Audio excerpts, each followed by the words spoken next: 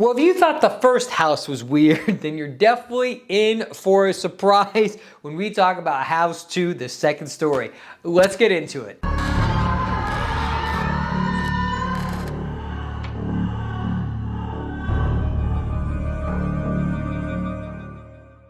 Hey everybody, welcome back to the channel. I'm Chris. Thanks for stopping by and watching my review for House 2, the second story, which is an even weirder movie than the first one, which I didn't think was quite possible, but it is. It's just strange. It's like you took a couple Indiana Jones adventure movies, you put that in a stew pot, then you took a Saturday morning cartoon, you put that in there, a little Spectre gadget, Dr. Claw, and you've got yourself a movie here. So, weird movie, and we'll get into all that in a minute, but before we do that, consider going down there, hitting the subscribe button, the like button, and share this with anybody who likes weird, obscure horror movies that we cover on this channel. All right, so we're going to be talking about House 2. So I just want to show this off. I do have the Arrow box set that has all 4 of these films. I am like Butterfingers. I can't hold on to anything. This is the second time I'm shooting these, and I've dropped it 4 times. Anyway, you know, this movie is just like congealing my brain. I can't think straight. I got pterodactyls, I got dinosaurs, I've got dead mummified cowboys, so much crystal skulls, Aztec warriors, so much Kane Hodder's in this movie. But we've got a lot to discuss here, so I'm gonna give you a brief synopsis of House 2, and then we'll get into all the weird and wacky things that this movie has in store for us today. Another house, another horror. Following on the original 1986 horror classic, I'll link that up below so you can check out my original review. House 2, the second story, relocates the terror to a sprawling mansion where multiple dimensions converge, all of them terrifying. So, Jesse is our main character. In the very beginning, his parents are killed. You see a cowboy and a crystal skull. His parents are killed while they're trying to basically get out of the house. They give Jesse away, and then years and years and years later, Jesse is coming back to this family home. He does a little digging when they get in there. He brings his girlfriend at the time with him. A friend shows up, and they realize that something on this mantle when they get in there is missing, and they find out that it's this old crystal skull, and so they're in search of it. Now, he does know that the family graveyard's up there on the hill, so they get a little rock, go up there, dig up old granddaddy, and you've got yourself a movie. Anyway, so that's basically what happens. They're both named Jesse. He's named after him. He's an old cowboy. He's got his crystal skull. They have Little Tough, and then realize that they are best friends. And that's where our movie starts. So that's basically what it is. This is directed by Ethan Wiley, who was a co-writer of the original one and was also a special effects guy. He worked with a couple dudes on Gremlins, so he definitely has a history in special effects, which does show in this. There is a ravenous amount of special effects in this, from, you know, great-great-grandpa being kind of mummified and old to a dog-a-pillar, like, to some, like, stop-motion dinosaurs in here, a dead stop-motion cowboy's horse. There's a lot going on here, and all of it's pretty good. Like I said, this is more Saturday morning kids cartoon than it is horror, which I didn't expect, but I do like that all these movies are going in a drastically different direction. So I've seen the first one, like I said, and I covered that on the channel, and this is the second one. I have not seen the third and fourth one. I know the fourth one kind of connects to the first one again. We've got the same actor back, so I'm looking forward to kind of getting to those films in due time. We will get there. So let's talk about this film. It's a weird one. It's a weird fucking movie. It's a mess of a movie. So, I mean, I always imagine it, you know, it's like your mom's dating this new guy, and he's like, I can cook. I'm a really good cook. And you're like, but is it going to be like my mom was and my grandmommy's spaghetti? And he's like, yes, it's going to be great. He cooks for you. And it's just a pile of mush. It looks like dog food. It's not very good. But when you start to dig in, you find out that it's not half bad. That's this movie. It's not half bad. It looks like a mess. It sounds like a mess. It is a mess. But it's a fun time, just like most kids' movies. Let's move on through this film. So like I said, Jesse gets Crystal Skull. His grandpappy comes in. They call him Gramps. His friend shows up. Also, Bill Maher's in this movie, which is very weird. Obviously, this is the 80s, so long before he had his talk show host, he was more of a comedian at that time.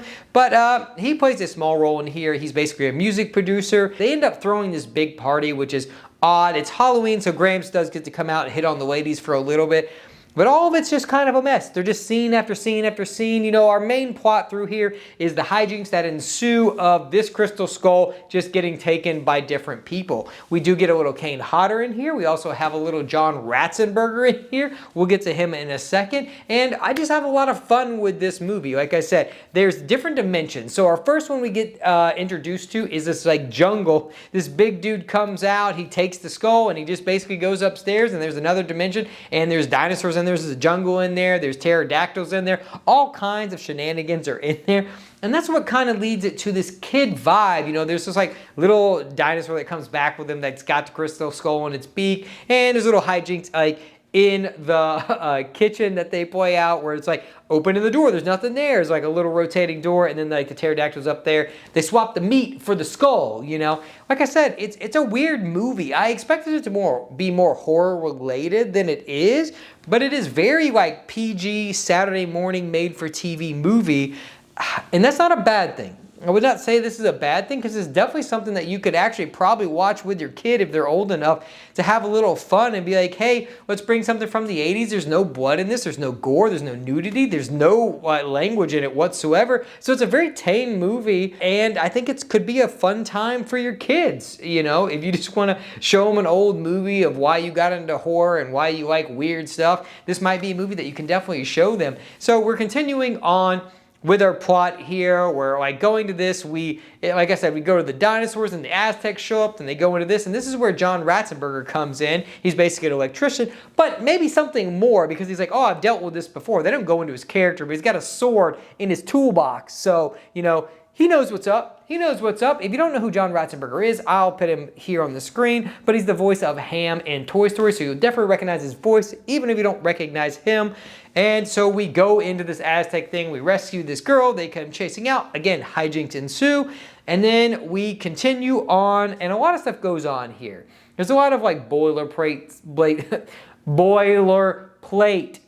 Jesus, I cannot speak today. Anyway, it's because I talk too fast. It's my one fatal flaw.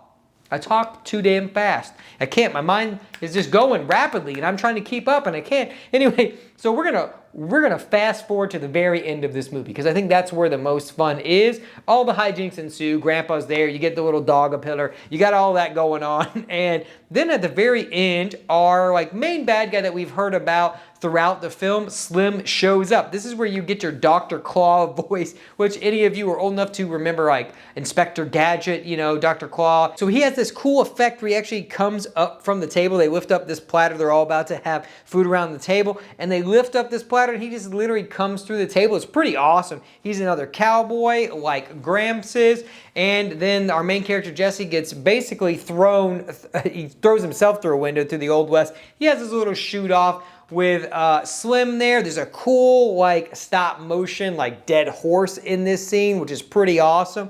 And so there's, like I said, there's a lot of different effects here because you're pulling people that have a lot of love and passion and skill for special effects. I think it's all really done very well. I think that's the highlight of this film, and that was a highlight of the first film as well, but it's more here because it's just weirder and more broad in scope as to what the special effects you're gonna get here are. So overall, my final thoughts on the movie, because that's basically what it is. You know, we get that, there's a shootout, you know, Slim shoots a couple cops, and eventually he dies himself. The crystal skull is relinquished to Jesse, and Grandpaps dies. He basically tells him like, hey, while he's on his deathbed, you know, the skull did a lot for me. Let it give you whatever it's going to give you and then get rid of it. Dispose of it because it will only bring you grief in the end. And so our final shots are with Jesse, the new girl, and his friend Charlie, and they are in the Wild Wild West, and so they chose a dimension. I don't know why the fuck you would choose the Wild Wild West. It seems like a terrible time. I'd be hoofing it with the damn dinosaurs,